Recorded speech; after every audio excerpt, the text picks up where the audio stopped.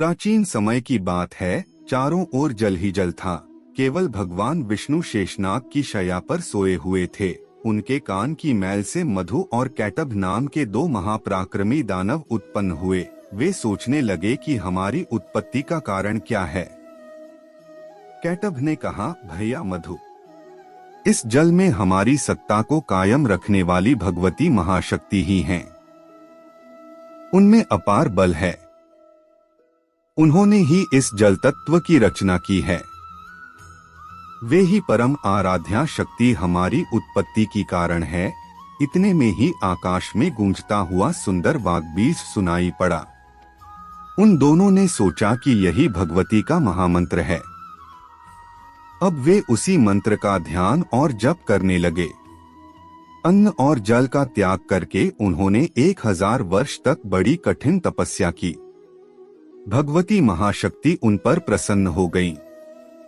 अंत में आकाशवाणी हुई, दैत्यो, तुम्हारी तपस्या से मैं प्रसन्न हूँ। इच्छानुसार वर मांगो। आकाशवाणी सुनकर मधु और कैटभ ने कहा, सुंदर व्रत का पालन करने वाली देवी, तुम हमें स्वेच्छामरण का वर देने की कृपा करो। देवी ने कहा, दैत्यो, मेरी कृपा से इच्छा करने पर ही मौत तुम्हें मार सकेगी। देवता और दानव कोई भी तुम दोनों भाइयों को पराजित नहीं कर सकेंगे। देवी के वर देने पर मधु और कैटभ को अत्यंत अभिमान हो गया। वे समुद्र में जलचर जीवों के साथ क्रीड़ा करने लगे। एक दिन अचानक प्रजापति ब्रह्मा जी पर उनकी दृष्टि पड़ी। ब्रह्मा जी कमल के आसन पर विराजमान थे। उन दैत्यों ने ब्रह्मा जी से कहा, सुव्रत, तुम हमारे साथ युद्ध करो। यदि लड़ना नहीं चाहते तो इसी क्षण यहाँ से चले जाओ, क्योंकि यदि तुम्हारे अंदर शक्ति नहीं है तो इस उत्तम आसन पर बैठने का तुम्हें कोई अधिकार नहीं है। मधु और कैटभ की बात सुनकर ब्रह्मा जी को अत्यंत चिंता हुई। उनका सारा समय तप में बीता था। युद्ध करना उनके स्वभाव के प्रतिकूल था। भयभीत होकर वे भगवान विष्णु की शरण में गए। उस समय भगवान विष्णु योग निद्रा में निमग्न थे। ब्रह्मा जी के बहुत प्रयास करने पर भी उनकी निद्रा नहीं टूटी। अंत में उन्होंने भगवती योग निद्रा की स्तुति करते हुए कहा, भगवती, मैं मधु और कैटभ के भय से भयभीत होकर तुम्हारी शरण में आया हूँ। भगवान विष्णु तुम्हारी माया से अचेत पड़े हैं।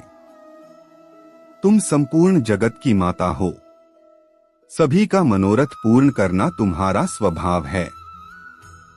तुमने ही मुझे जगत सृष्टा बनाया है। यदि मैं दैत्यों के हाथ से मारा गया तो तुम्हारी बड़ी अपकीर्ति होगी। अत तुम भगवान विष्णु को जगाकर मेरी रक्षा करो। ब्रह्मा जी की प्रार्थना सुनकर भगवती भगवान विष्णु के नेत्र, मुख, नासिका, बाहु और हृदय से निकलकर आकाश में स्थित हो गईं और भगवान उठकर बैठ गए।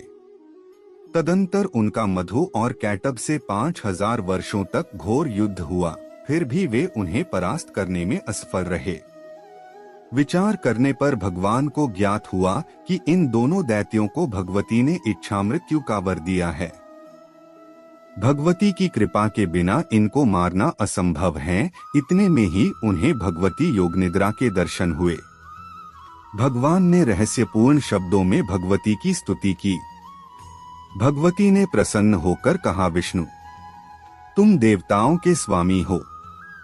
मैं इन दैत्यों को माया से मोहित कर दूंगी, तब तुम इन्हें मार डालना। भगवती का अभिप्राय समझकर भगवान ने दैत्यों से कहा कि तुम दोनों के युद्ध से मैं परम प्रसन्न हूँ।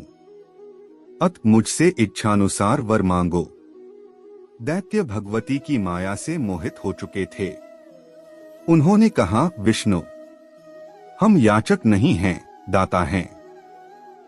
तुम्हें जो मांगना हो हमसे प्रार्थना करो, हम देने के लिए तैयार हैं। भगवान बोले, यदि देना ही चाहते हो तो मेरे हाथों से मृत्यु स्वीकार करो। भगवती की कृपा से मोहित होकर मधु और कैटभ अपनी ही बातों से ठगे गए।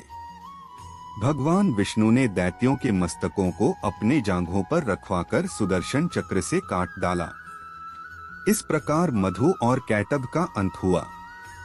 दोस्तों, यह कथा आपको कैसी लगी कमेंट में जय श्री हरि लिखना और कहानी को लाइक और चैनल को सब्सक्राइब करना ना भूले। याद रखें, जो प्राप्त है वही पर्याप्त है। जय हिंद, वंदे मातरम।